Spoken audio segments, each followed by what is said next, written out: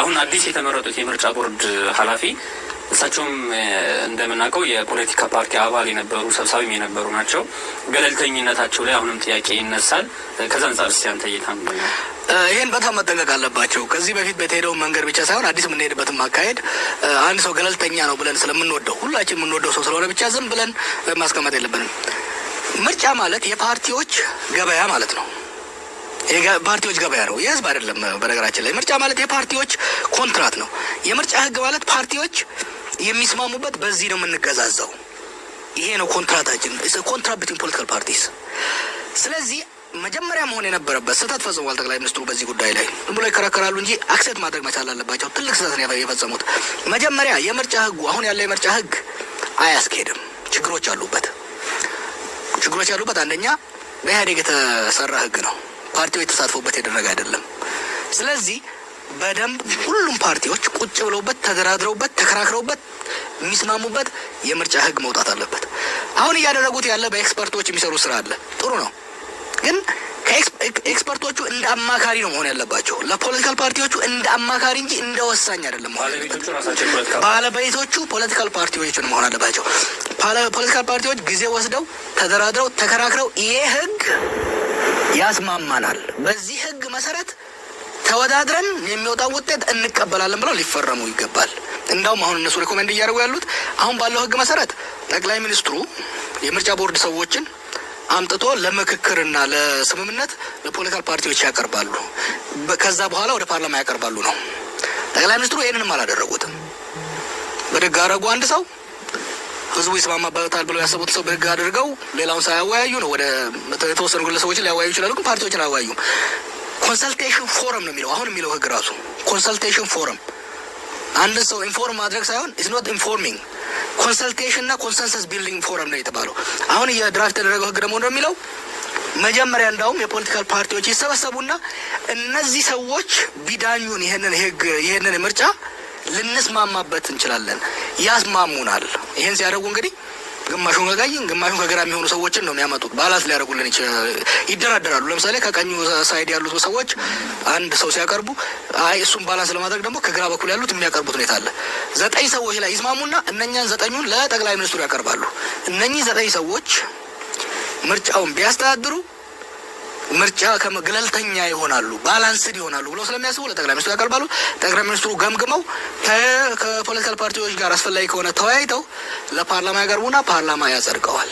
በዛ መልኩ ነው መካሄድ ያለበት። ባለፉት አመታት ለተፈጠሩ ችግሮች ህጋዊ ሽፋን የሰጠ ህገ መንግስቱ ነው። የህገ መንግስቱ አንቀጾች ደግሞ ህገ መንግስቱ እንዲስተካከሉ ምቹ ሁኔታ ይፈጠሩ ነው እያለ አሁን የመጣው አስተዳደርም ይቀየራቸዋል ብለን ስንጠብቅ፣ በተለይም አሁን የተካሄደው የድርጅት ጉባኤ ያለ ኢህአዴግ ይቀየራቸዋል ወይም ደግሞ ሀሳብ ያቀርባል ብለን ስንጠብቀው አላደረገም። የፌዴራል ስርዓቱ ለዚች ሀገር ወሳኝ ነገር ቢሆንም አተገባበሩ ችግሮች አሉበት። ለእነዚህ ብሎ ችግሮች ምንጭ እሱ ነው በሚል ይነሳልና እንዳለ ተይዞ መቀጠል ነው ያለበት ወይስ መስተካከል ያለባቸው መስተካከል አለባቸው? ህገ መንግስቱ ውስጥ መስተካከል ያለባቸው ነገሮች አሉ። የማይስተካከል ህገ መንግስት የለም። ህገ መንግስት ከትውልድ ጋር ኮንስቲቱሽን ሊቪንግ ዶክመንት ነው። እየተለወጠ ልክ እንደ ዛፍ ባደገ ቁጥር ቅርጹንና ሁኔታውን ከእንትን ጋር እየለወጠ ነው የሚሄደው። ህገ መንግስትም ቢሆን ከትውልድ ከነባራዊ ሁኔታዎች ሲለወጡ፣ ማህበራዊ፣ ፖለቲካዊ ሁኔታዊ፣ ኢኮኖሚያዊ ሁኔታዎች ሲለወጡ እየተለወጠ መሄድ አለበት። ይለወጣል። ግን እንዴት ነው የምንለውጠው? ጊዜው ወሳኝ ነው። አሁን ባለው ሁኔታ የሽግግር ስርዓት ውስጥ ያለ ነው። መለወጥ ያለ ከህገ መንግስቱ ውስጥ ነገሮችን መለወጥ አለብን ብለን ብንገባበት የህገ መንግስቱ የሚለወጥበት አካሄድ ኮምፕሊኬትድ ነው። አንደኛ ከ9 ክልሎች ውስጥ የ6ቱን ተቀባይነት ያስፈልጋል። ከዛ 2/3 በፌዴራል ያስፈልጋል። ሬፈረንደሞች የሚያስፈልጉ ጉዳዮች አሉ። አሁን ባለው በጣም የተዳከመ ስርዓትና የመተማመን እጦት ባለበት ስርዓት በደንብ ባልተዘረጋበት ከዛ አልፎ ደግሞ በህዝብ የተመረጠ ተወካይ በሌለበት ሁኔታ ውስጥ ወደዛ መግባት ይከብዳል። አሁን እኮ የፌዴራል ፓርላማ በህዝብ አልተመረጠም፣ በተሰረቀ ኮሮጆ ነው የመጣው።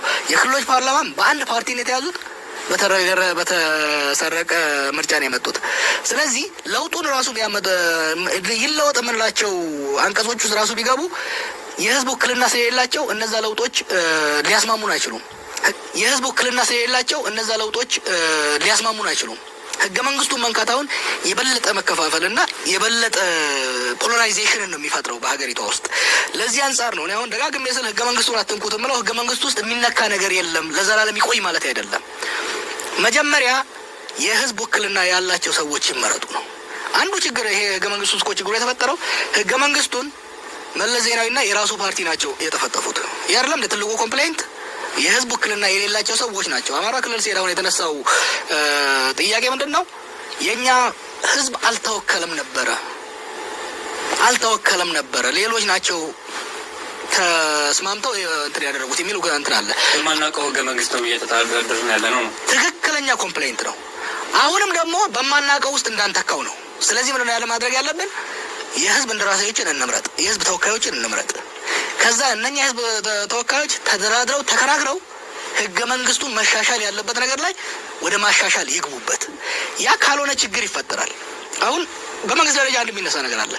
የህግ የበላይነት የለም፣ ህጎች እየተጻፉ ነው የሚል ሁሌ በሚዲያ ሰማለሁ። ችግሩ አልተረዱትም። ድሮ ይቺ ሀገር በህግ እየተዳደረች አልነበረም። በጠመንጃ ነው፣ ሩል ኦፍ ጋንስ ነው ሀገር ሲያስተዳድር የነበረው። አሁን የጠመንጃ አገዛዝ በህዝብ ትግል ተሸንፎ በአዲሱ አመራርም ከጥቅም ውጭ ሆኖ ወደ በህግ ወደ መተዳደር ነው ይሄን ያለ ነው። ድሮ ሰው ጠመንጃ ፈርጦ ነው ለመንግስት የሚገዛው። በዲሞክራሲያዊ ስርዓት ውስጥ ደግሞ ህዝብ ለመንግስት የሚገዛው ህግን አክብሮ ነው። አንድ ህዝብ ህግን እንዲያከብር ከፈለክ ያንን ህግ እኔ ነኝ የሰራሁት በእኔ ተሳትፎ ነው ይሄ የተገነባው የተሰራው ማለት ነው ያላለበት። ህዝብ እንግዲህ የሀገራችን 110 ሚሊዮን ህዝብ በህገ መንግስት ማሻሻል ውስጥ ሊሳተፍ አይችልም። ህግን በመቅረጽ ውስጥ ህዝብ የሚሳተፈው በተወካዮቹ አማካኝነት ነው። እነዛን ተወካዮች ነፃ፣ ፍትሃዊ፣ ተፎካካሪነት ባለው ምርጫ መምረጥ አለበት። እነዛ ሰዎች የህዝብን ይሉኝታ ስላላቸው የሚያወጡት ህግም የህዝብን ፍላጎትና የህዝብን አቋም ሪፍሌክት የሚያደርግ የሚያንጸባርቅ ይሆናል። ከዛ አንጻር በራሳቸው በመረጧቸው ሰዎች የሚወጣን ህግ ደግሞ አክብረው ለመገዛት ይችላል ዜጎች። አሁን የሚፈጠሩ ነገሮችን በምንድን ነው መመለስ ያለባቸው? አሁን ደቡብ ላይ ወደ አራት የሚደርሱ አካባቢዎች የክልል ጥያቄ አንስተዋል። የራያ የማንነት ጥያቄ አለ፣ የወልቃይት ምናምን በየቦታው የማንነት ጥያቄዎች አሉ። የማንነት ጥያቄ ደግሞ ማንነቱ ስትመልስለት እንጂ አዋጅ ባወጀ ወይም መግለጫ በገለጻ አይደለም ሊመለስ ይችላልና እነዚህ ሊመልሳቸው ነው። የፌዴራል ስርዓቱ በአግባቡ ሲተገበር አይደለም እስከዛ ጊዜ አይፈጅም። ጊዜ ይፈጃል፣ መተግበር አለበት። ከመንግስትም ከህዝብም ጥንቃቄ ይፈልጋል። ህዝብም የማንነት ጥያቄዎችን ሲያነሳ ሰላማዊ በሆነ ህጋዊ በሆነ መንገድ መሄድ መቻል አለበት። ያለውን ህግ ይጠቀም፣ በሰላማዊ መልኩ ያድርገው። መንግስትም ቢሆን ደግሞ ለመልሱ የሚሰጠው ለጥያቄው የሚሰጠው መልስ መደናበርን፣ መደናገጥን፣ ቁጣን ያካተተ ሳይሆን በተረጋጋ መልኩ በህጋዊ መልኩ ማድረግ መቻል አለበት። የወልቃይት ጉዳይ ትልቅ ችግር የፈጠረው ህጋዊ ጥያቄ የምትነሳው ማንኛውም ማህበረሰብ የማንነት ጥያቄ ሊያነሳ ይችላል። ያን ጥያቄ ተቀብሎ በህጉ መልኩ ለማስኬድ መሞከር እንጂ ለማፈን መሄድ ማፈንዳት ነው። የማንነት ጥያቄ በጣም ኤክስፕሎሲቭ ነው። የማንነት ጥያቄን አፍራለሁ ብለህ ካርክ እንዲሰፋፋ እንዲያደግ ነው። የወልቃይት ጥያቄ ትንሽ ወረዳዊ ጥያቄ ነው፣ ግን የትግራይ ክልል ለማፈን መሞከሩ የአማራ ህዝብ ጥያቄ ያደረገው ከዛ ሰፋ ባለመልኩ ያን ሁሉ አመጽ ሊያስነሳ ቻለ። አሁንም ቢሆን የራያንም ጥያቄ ቢሆን የማንነት ጥያቄ የለም የሚል ነገር ነው ከትግራይ የምንሰማው።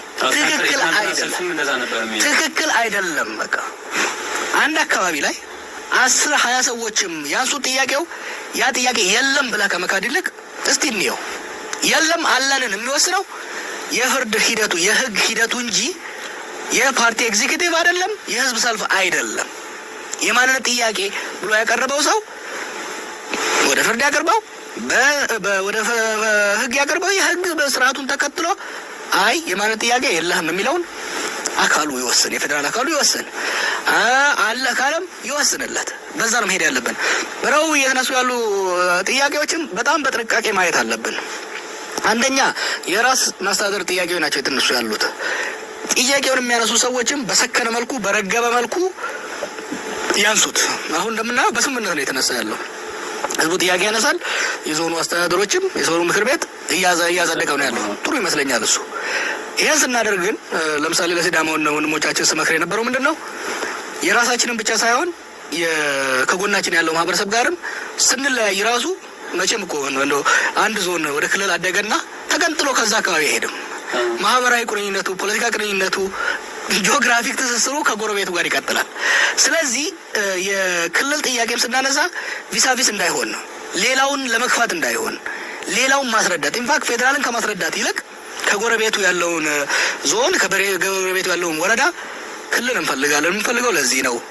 የሚያስተሳስሩን ከተሞች፣ የሚያስተዳድሩን ወንዞች፣ የሚያስተዳድሩን የኢኮኖሚና ማህበራዊ ትስስሮች አሉ። እነኚህ ትስስሮች እናንተንም እኛንም ባይማይጎዳ መልኩ እንዴት እስቲና ክፍሉን እናዘጋጀው የሚል አይነት ስራ በጣም መስራት ያስፈልጋል።